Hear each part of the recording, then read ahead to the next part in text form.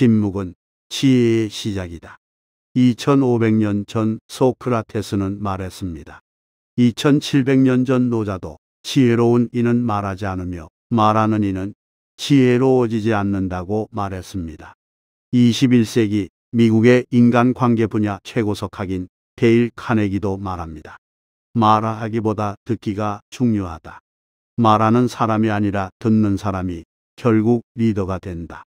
이처럼 침묵은 예나 지금이나 지혜, 성공, 리더, 존경의 근원이었습니다. 지혜로운 자가 되려면, 성공하려면, 리더가 되려면, 존경을 받으려면 침묵해야 한다고 합니다. 하지만 한편으론 말 한마디 잘못하면 패가 망신할 수 있다고 했습니다. 침묵이 가지는 장점만이 아니라 말이 가진 부정적인 의미에서도 침묵은 중요했습니다. 그래서 약 2800년 전에 석가모니는 입속의 혀는 자기의 육신을 베는 칼이다라고 했습니다. 단순히 성공하고 리더가 되고 존경받으려고 침묵하는 것뿐 아니라 패가 망신이나 비명 행사하지 않고 생존하기 위해서도 침묵하라고 했습니다. 오늘은 자기 육신을 베는 칼이 되는 말이 무엇인지 함께 살펴보기로 하겠습니다. 스스로 돋보이는 말을 하지 마라. 노자가 말했습니다. 스스로 돋보이는 말은 적을 만들고 상대를 돋보이게 하는 말은 내 편을 만든다. 이것은 사자성어로 부자기설이라 하여 스스로 자기에 대해서 말하지 않는다. 즉, 스스로 자신의 재능이나 성취에 대해서 말하지 않는다는 의미입니다. 자신에 대한 것들은 말로 할 필요가 없습니다. 그냥 자신이 하던 대로 실천과 행동으로 보여주면 됩니다. 그러면 말로 하려고 유혹을 느끼는 자신의 재능이나 성취는 주위 사람에게 다 알려집니다. 오히려 말은 상대를 위한 것입니다. 상대를 돋보이게 해주고 상대를 응원해주고 상대를 격려해주면 상대는 당신을 신뢰하게 됩니다. 이래서 노자는 자기 자신은 행동으로 돋보이게 하고 상대는 말로 돋보이게 하라고 했습니다. 주위를 살펴보시기 바랍니다. 쉽게 찾을 수 있습니다. 끊임없이 자신을 자랑하고 자신의 성취와 재능을 주위 사람들에게 말하는데 열정적인 습관처럼 열정적인 사람들이 있습니다. 그 곁에 있고 싶으신가요? 아니면 거리를 두고 싶은가요? 옛말에 부끄러움을 모르는 사람과 함께하지 말라고 했습니다. 자기 자랑은 자존감이 아니라 욕망의 과잉입니다. 아무에게나 자신의 가족과 사생활에 관한 말을 하지 마라. 프랑스의 시인이자 작가인 제나르드 네르바는 가족은 첫 번째 지옥이다 라고 했습니다. 가족 관계의 복잡성과 그 속에서 벌어지는 갈등과 어려움이 크고 깊다는 의미로 표현한 것입니다. 나이가 들수록 가족이 자신을 아프게 하고 서운하게 하고 슬프게 하는 일들이 많아집니다. 그러다 보니 가족 간에 벌어진 일들과 갈등을 친구나 지인에게 말하는 경우가 많습니다. 가족이라도 뒷담화하는 것은 스트레스를 풀어주기도 하고 호응해주는 친구나 지인의 반응에 작은 위로라도 받을 수 있기 때문입니다. 하지만 인류의 역사가 말해주는 교훈은 절대 가족이나 내 사생활을 타인에게 말하지 말라는 것입니다. 그래서 약 2700년 전에 노자는 가족에 대한 품평은 입을 떠나면 자신에게 상처가 되어 돌아온다 했습니다. 우리는 쉽게 친구나 지인이 나의 진심을 끝까지 알아줄 것이라고 생각합니다. 하지만 그렇지 않습니다.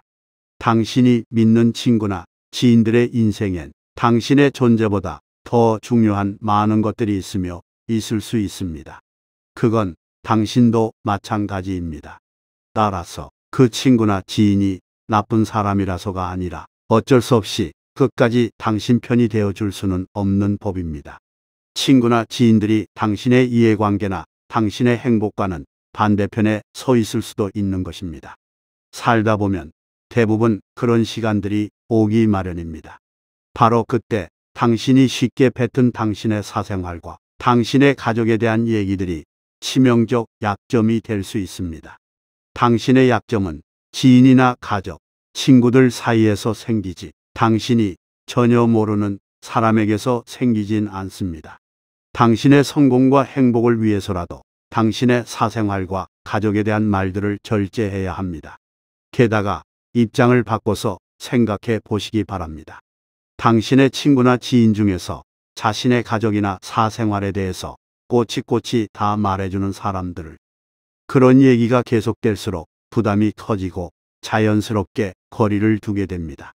게다가 그런 사람이 진중하고 믿음직해 보이지 않습니다. 오히려 가볍게 보입니다. 알게 모르게 그런 사람을 무시하는 마음마저 듭니다. 사생활에 대해, 가족에 대해 필요 이상 많은 이야기를 하지 마세요. 그 말들이 모두 모여서 당신의 인생에 큰 상처를 입히는 칼이 될 수도 있습니다. 누구에게도 자신의 주머니 사정을 말하지 마라. 노자는 재물에 대해 논하지 마라. 재물이 많으면 타인에게 상처가 되고 적으면 자신에게 상처가 된다. 고 말했습니다. 내게 재물이 많은 것이 다른 사람들에게 알려지면 그 사람들이 겉으로는 기뻐해주고 같이 자랑스러워할지 모르지만 사실은 크게 상처를 받고 질투를 한다는 의미입니다. 게다가 앙심을 품을 수도 있다는 말입니다. 괜한 원수를 만들 수도 있는 것입니다. 게다가 재물이 많으니 이 정도는 해줄 수 있지 않나 하는 기대와 요청이 커질 수 있습니다. 아시다시피 이런 기대와 요청이 커지면 관계는 더 이상 유지되기 힘듭니다. 또 한편으로는 내게 재물이 없고 빈궁하다는 것이 알려지면 가깝던 친구와 지인들도 알게 모르게 당신을 무시합니다. 그래서 친구나 지인들이 의도했건 안 했건 당신이 상처를 받게 됩니다. 결국 재물이 많든 적든 그것이 알려지는 순간 모두에게 상처가 된다는 것입니다. 따라서 본인을 위해서, 타인들을 위해서라도 자신의 주머니 사정을 말하지 않는 것이 좋습니다. 게다가 주머니 사정을 얘기하는 것 자체가 남을 무시하는 과시가 될 수도 있고 반대로 남에게 도와달라는 부담이 될 수도 있습니다. 실제로 그렇게 오해할 수도 있는 것이 현실입니다. 따라서 주위 사람들에게 자신의 주머니 사정은 비밀로 해야 합니다.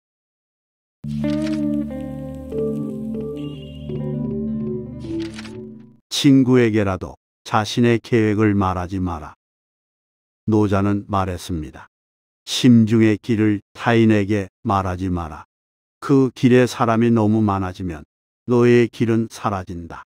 우리 모두가 그러하듯이 누가 자신의 계획을 주위 사람들에게 말하면 주위 사람들은 좋은 의도이건 질투건 여러 가지 의견을 내놓습니다. 그런 의견들로부터 배울 것이 있다는 순수한 마음으로 주위 사람들의 말과 의견을 들을수록 결국 당신은 당신만이 갈 수 있는 길은 사라지고 누구나 다 갈 수 있고 누구나 다 갔던 길을 만나게 됩니다. 그런 경험을 많이 하셨을 것입니다. 특별한 계획과 목표가 토론을 거쳐 보통의 계획과 목표가 되어버린 경험들. 게다가 쇼펜하우어는 말했습니다. 너의 목표에 대해서 친구에게라도 말하지 마라. 그러면서 인간의 본성은 너의 목표를 질투하거나 빼앗는 것에 열중하지 너를 지원하거나 도울 생각을 하지 않는다. 타인에게 말하는 것은 온갖 방해를 해달라는 부탁과 같은 것이라고 했습니다. 물론 이것은 인간에 대한 너무 부정적인 시각에 기초한 것처럼 보이긴 합니다. 하지만 진화생물학 등에서 과학적으로 밝혀내고 있는 것처럼 포유류, 영장류, 인간이 서열을 나누고 그 서열에서 우위에 서고자 하고 이를 위해서는 다른 존재를 활용하고 배신하는 것은 도덕의 문제나 윤리의 문제가 아니라 유전자의 문제라고 했습니다. 말하자면 인간은 양복을 입은 침편치라는 겁니다. 선과 악, 윤리와 도덕으로 붙잡히지 않는. 게다가 공자도 말했습니다. 친구에게 너의 목표를 말하지 마라. 바로 그것이 너를 끌어내릴 시작점이다. 고 했습니다. 자신의 목표와 계획을 주위 사람에게 말하는 것은 순수한 마음일 수 있고 자신을 다그치는 의미일 수도 있지만 거꾸로 그것이 잘 이루어지지 않을 경우 공격과 비판의 빌미가 될 수 있고 또한 더 나가서 공격과 비판의 빌미를 만들기 위해서 당신의 계획을 방해하는 방해꾼들을 양산할 수 있다고 경고합니다. 진심으로 소중하고 갈고 닦은 계획과 목표가 있다면 심중에 깊이 두고 조용히 실천해야 합니다. 동업은 결코 성공할 수 없다는 격언도 있습니다.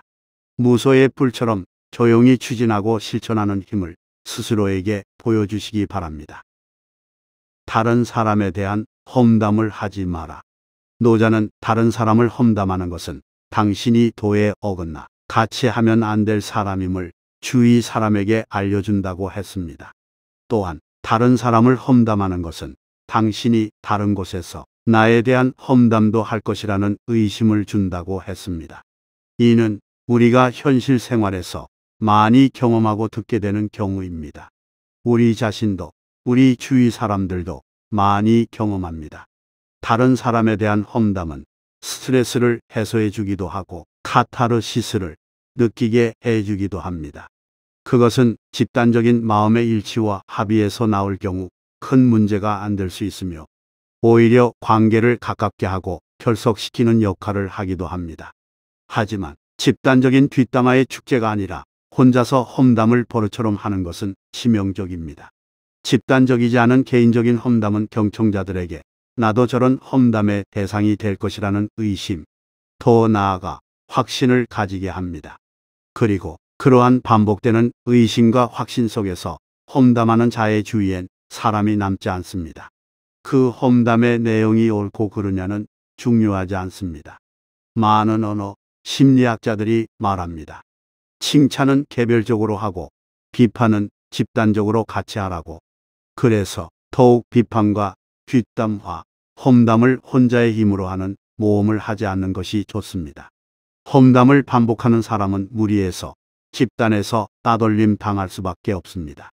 돌이킬 수 없는 지경까지 가는 것이 현실입니다.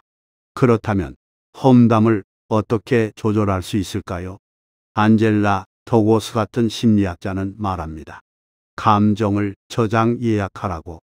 감정을 매번 드러내고 언어로 표현하는 것은 본인에게도 듣는 사람들에게도 엄청난 피곤함과 스트레스를 유발한다고 합니다.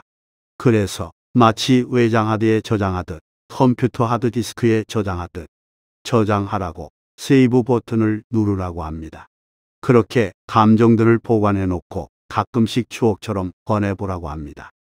어느새 그 화라산 같은 감정들이 오래된 사진첩처럼 가을 낙엽이 되어 있을 것이라고 합니다. 감정을 기록하는 사람은 성공을 예약한 사람이다. 고 했습니다. 험담을 하기 전에 그냥 그 감정을 내 마음의 하드디스크, 추억 폴더에 저장하는 것은 어떨까요? 오늘은 한 줄의 힘과 함께 왜 벙어리가 되어야 하는지, 어떤 말들을 하지 말아야 하는지에 대해서 함께 생각해 보았습니다. 주요한 내용은 노자의 도덕경에서 정리하였고 쇼펜하우어의 인생론, 안젤라 더고스의 그릿 불교경전 법화경에서도 일부 참조하였습니다. 가족과 사생활에 대해서 말하지 않기, 자신의 계획을 말하지 않기, 자신의 주머니 사정에 대해서 말하지 않기, 자기 자랑하지 않기, 험담하지 않기에 대해서 같이 나누었습니다. 생활 속에서 쉽게 행하는 실수들이지만 알게 모르게 이런 것들이 주위 사람들에게 쌓여서 우리의 발목을 붙잡고 우리의 인생을 힘들게 할 수 있다는 것을 깨닫는 계기가 되었으면 좋겠습니다. 우리 스스로 완성도 높은 사람이 되어 갈 수 있는 가장 쉽고도 명확한 길이라고 생각합니다. 구독과 좋아요, 알림 설정은 채널의 유일한 에너지입니다. 시청해 주셔서 감사합니다. 오늘도 멋진 하루 되세요.